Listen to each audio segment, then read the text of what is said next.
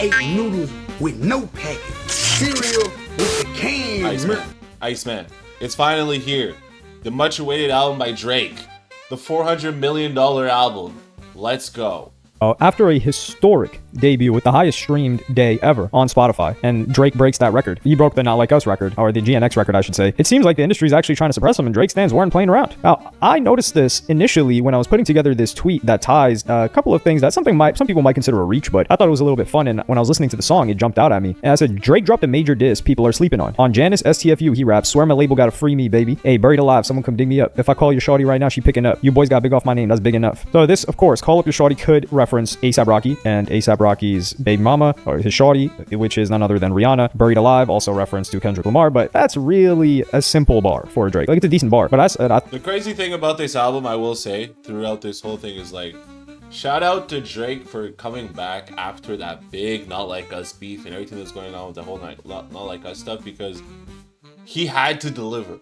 And seeing how much the pushback was for the project, the album just kept getting pushed back. It's interesting to see that it's going to debut at number 1. Because it's like, bro, it was looking really bad for Drake for a second there, man. $400 million deal for all these projects, and it's like the first one out the gate is a flop.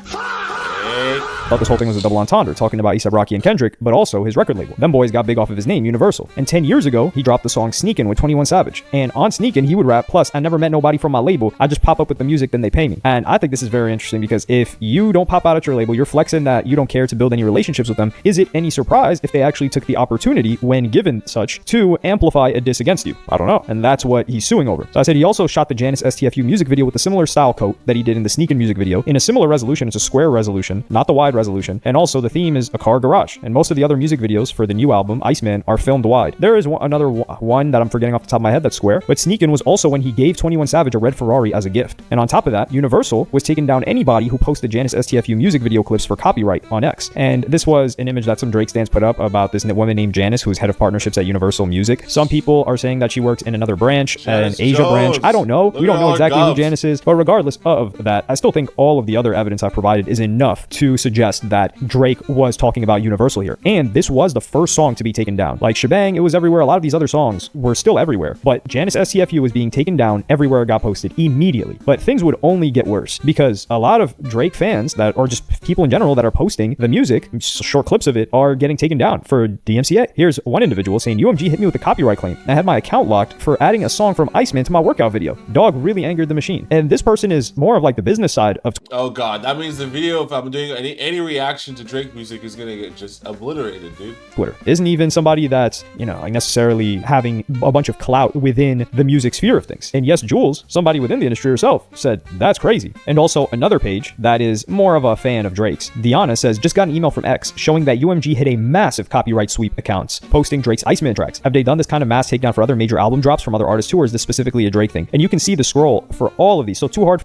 Bro, his own label right now is looking to suppress him from getting any sort of reach, because having your song in tracks and people to be working out to and stuff, it helps populate the record. Oh, what song was that in the video? You know what I mean? And then now you got these label literally being like, yo, put the brakes on that nigga, bro. Put the brakes on that nigga. That nigga thinks he can go around talking crazy about us and then turn around and sue us? No. We're about to put the brakes on this nigga, bro. That $400 million that he owes us, oh, he's gonna pay it back, yeah. But the interest is about to be crazy on that nigga, bro. Yo! Julian Grange, relax, man. For the Radio is one of the songs that's being taken down. You see all of these different links that they got a message for. Make Them Cry is another one. Make Them Remember, Little Birdie. So it seems to be all of Iceman. Now, I don't know if Habibti and the other album, which is actually funny enough, my favorite as of now, Maid of Honor, if it's happening for those two. It could be. Well, continued, we would get my favorite as of now, Maid of Honor. What is that? What is that? Is that a Drake? Okay, that's Drake and his mom and his dad.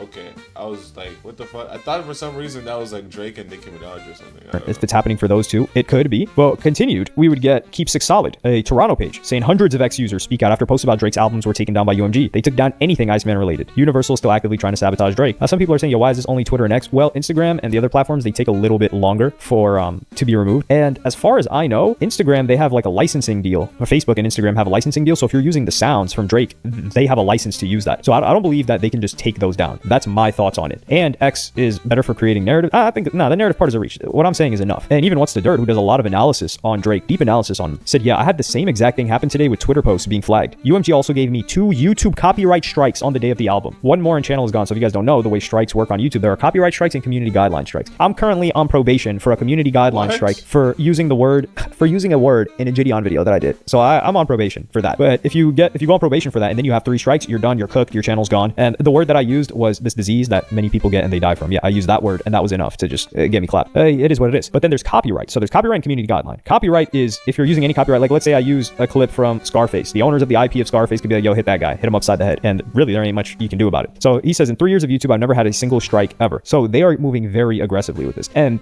wow. I'm telling. Where is my fucking face at? My head top. Yo, this is what I'm saying, man.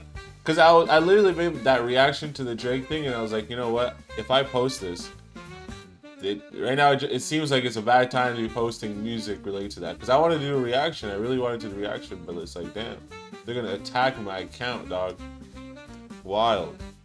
For anybody, well, actually, there's a page specifically that said got copyrighted on Instagram, and it might be because they're using the footage of the music video.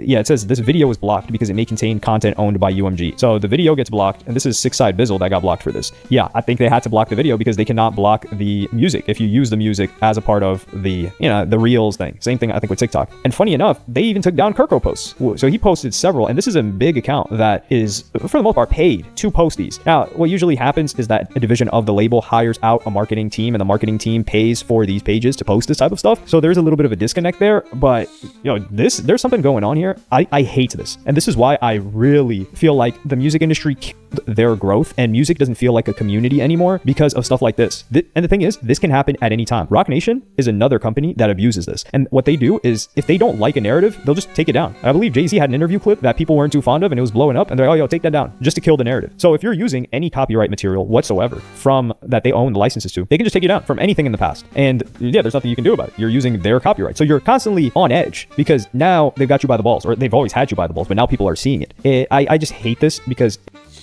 it's unfortunate that Drake's own label wants to go ahead and pretty much cut his growth and stop him from being able to grow and venture out. But I guess that's kind of what happens when you kind of, you bite the hand that feeds. This is the major label that backed Drake. They wanted Drake to succeed. They gave him $400 million. Pretty much a deal that's unheard of in the music industry, and no one has yet to come close to it, I believe.